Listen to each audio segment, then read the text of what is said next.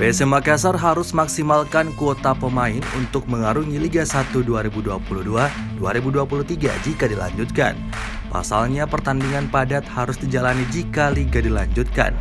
Ada 3 opsi tanggal keberlanjutan Liga 1, yakni 18 November, 25 November, dan 2 Desember 2022. Target rampung pada 16 November 2023. PSM sekarang ini masih memiliki 24 pertandingan sisa, artinya Willem Jan Pluim akan melakoni 5-6 pertandingan dalam sebulan. Waktu recovery hanya 5 hari.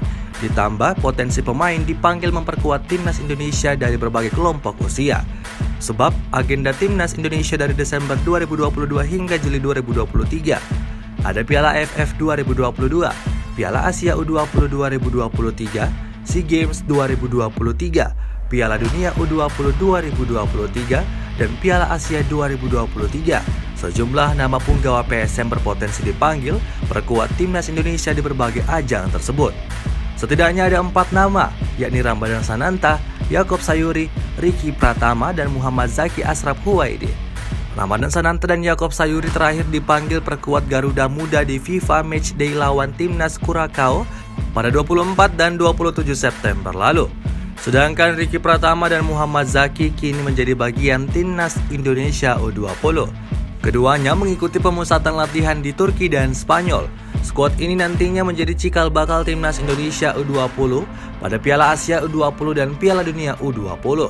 Belum lagi potensi pemain cedera maupun akumulasi kartu. Potensi cedera cukup besar, lantaran pemain akan hadapi pertandingan yang cukup padat. Makanya, PSM Makassar perlu memaksimalkan kuota 35 pemain didaftarkan. Saat ini klub kebanggaan masyarakat Sulawesi Selatan hanya daftarkan 31 pemain. Pengamat sepak bola Muhammad Hanafif Ibrahim mengatakan kompetisi masih panjang. Putaran pertama, PSM masih ada 7 pertandingan. Belum lagi putaran kedua masih ada 17 pertandingan. Dia menilai jika skuad dimiliki tak merata antara pemain utama dan cadangan akan berisiko bagi pelatih. Tim berpotensi tampil pincang jika pemain utama akumulasi kartu alami kelelahan.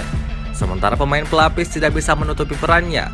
Namun, rekrutan pemain tentu dikembalikan kepada pelatih PSM Bernardo Tavares, juru taktik 42 tahun ini yang bisa menilai skuadnya. Walau tak dipungkiri mencari pemain berkualitas di tengah kompetisi tidaklah mudah, lantaran pemain sudah memiliki klub, khususnya pemain lokal. Hanafing berujar pemain berkualitas mungkin ada di Liga 2 atau Liga 3, tapi pemain tersebut butuh proses. Lantaran persaingan di Liga 1 tentunya berbeda dengan Liga 2 dan Liga 3. Apalagi para pemain dari Liga 3, mereka ini pemain muda di usia 23 tahun ke bawah. Solusi lain bisa digunakan adalah pemain jebolan akademi, namun mereka masih butuh pengalaman. Olehnya itu, akademi harus dimanfaatkan, pembinaan dilakukan dengan baik.